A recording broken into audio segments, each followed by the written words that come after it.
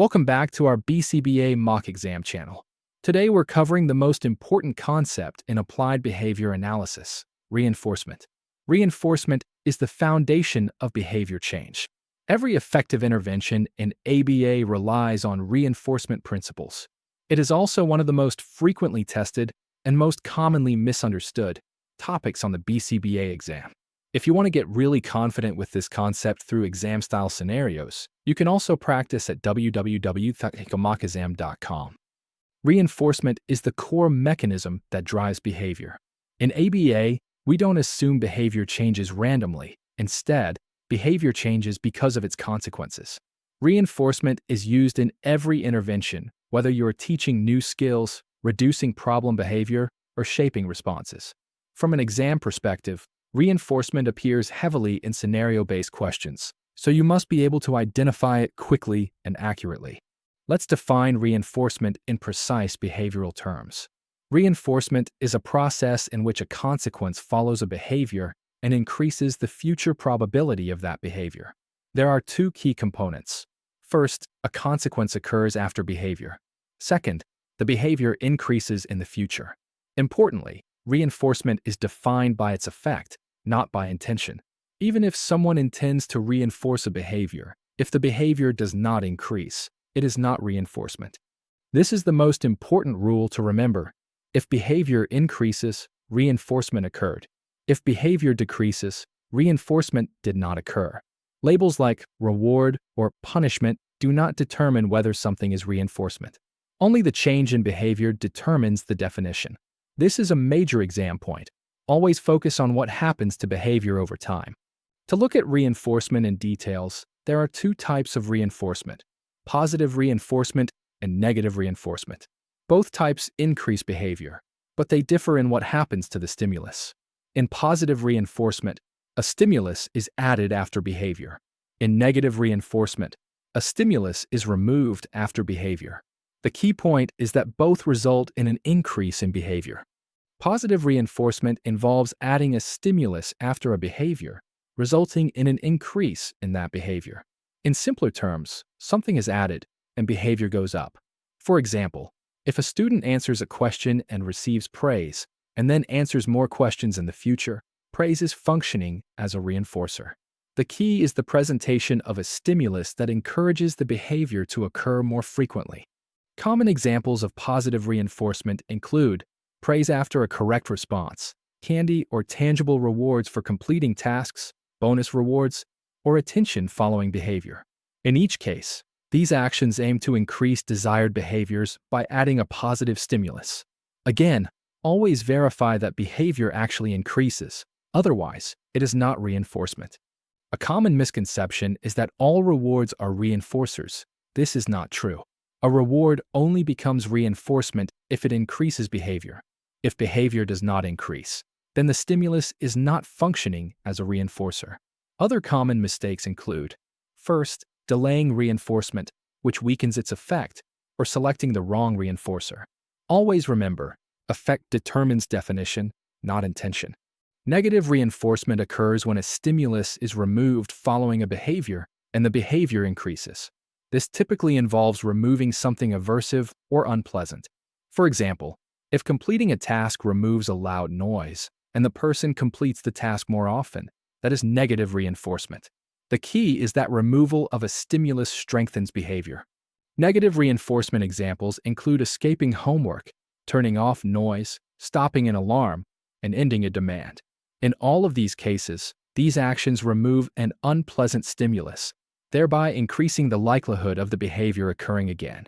So again, negative reinforcement is not about something being bad.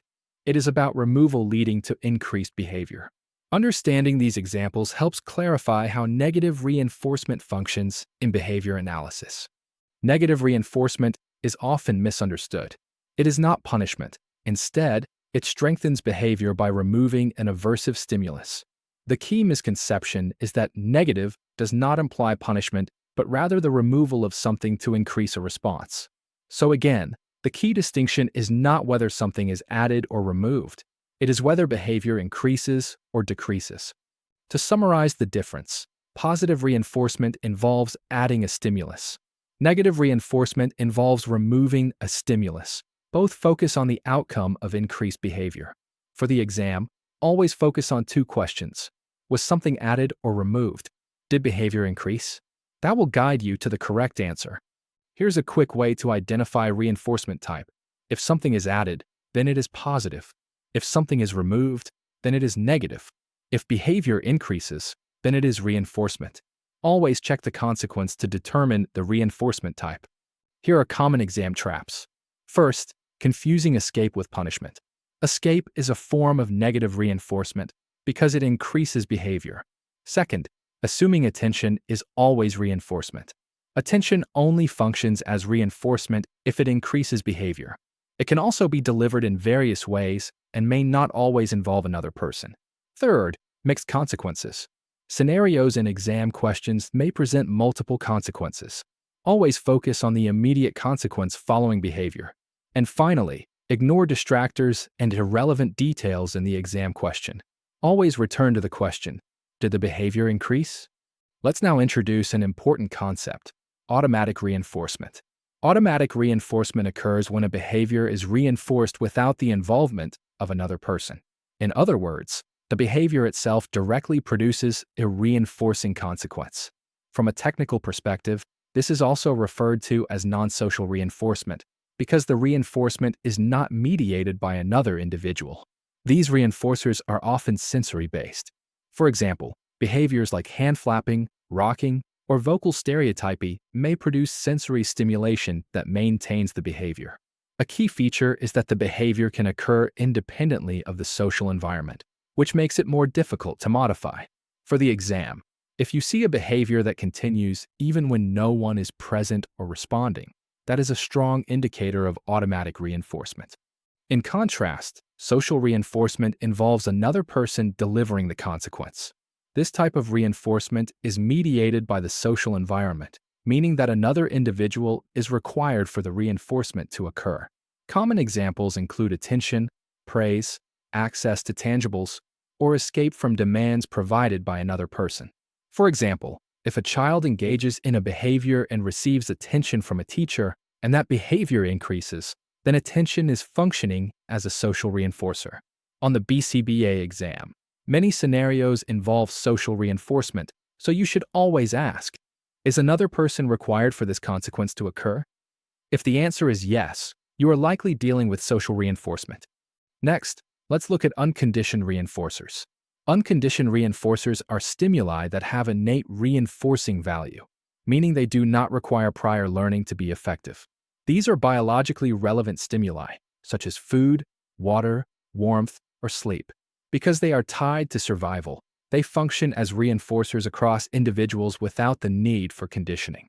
In ABA terminology, these are sometimes referred to as primary reinforcers. For the exam, if a stimulus has reinforcing value without prior learning history, it is classified as an unconditioned reinforcer.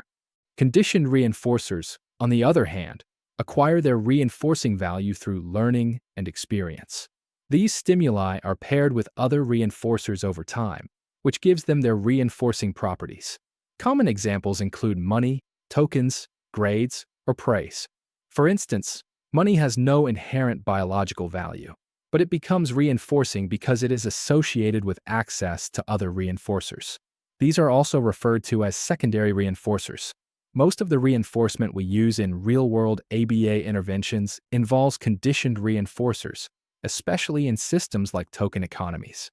In applied settings, reinforcement is the core tool used to change behavior. It is used to teach new skills, increase appropriate behaviors, and shape more complex responses over time. For example, reinforcement can be delivered for approximations of a target behavior, which is known as shaping.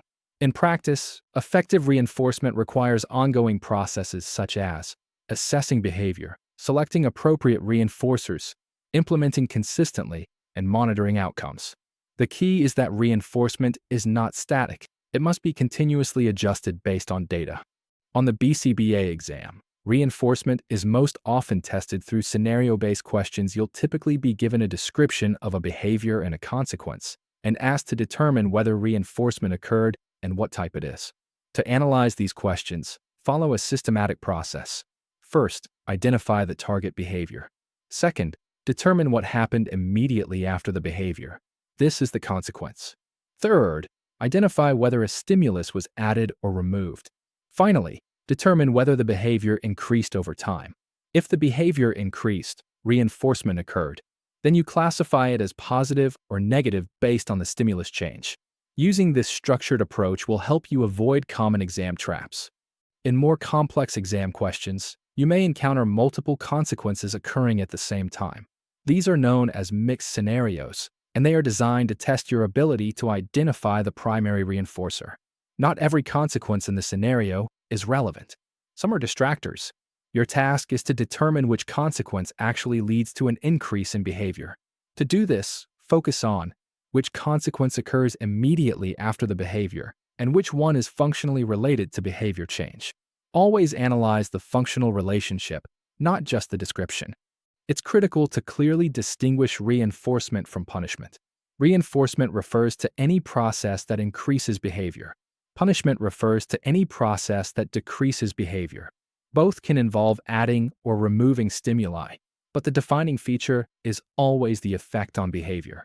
This is one of the most heavily tested distinctions on the BCBA exam. So whenever you see a consequence, your first question should always be, did behavior increase or decrease? Let's review the most common mistakes students make with reinforcement. First, confusing rewards with reinforcement. Not all rewards function as reinforcers. Second, failing to verify whether behavior actually increased. Third, misunderstanding negative reinforcement and confusing it with punishment. And fourth, making assumptions without analyzing the functional relationship.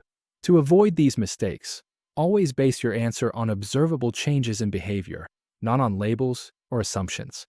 To summarize reinforcement, reinforcement is a process in which a consequence increases the future probability of behavior. Positive reinforcement involves adding a stimulus, while negative reinforcement involves removing a stimulus, but both result in increased behavior. The most important rule is that reinforcement is defined by its effect, not by intention or labels. From an exam perspective, always follow this sequence. What was the consequence? Was something added or removed? Did the behavior increase? This framework will allow you to accurately identify reinforcement in any scenario. As you prepare for the BCBA exam, reinforcement is one concept you must be able to analyze quickly and accurately. Most exam questions are not testing definitions. They are testing your ability to apply reinforcement principles in real scenarios. If you want to strengthen that skill, you can practice with full-length, scenario-based mock exams at www.bcbmockexam.com. The more you practice identifying reinforcement patterns, the more automatic your reasoning becomes, and that's exactly what you need to succeed on exam day.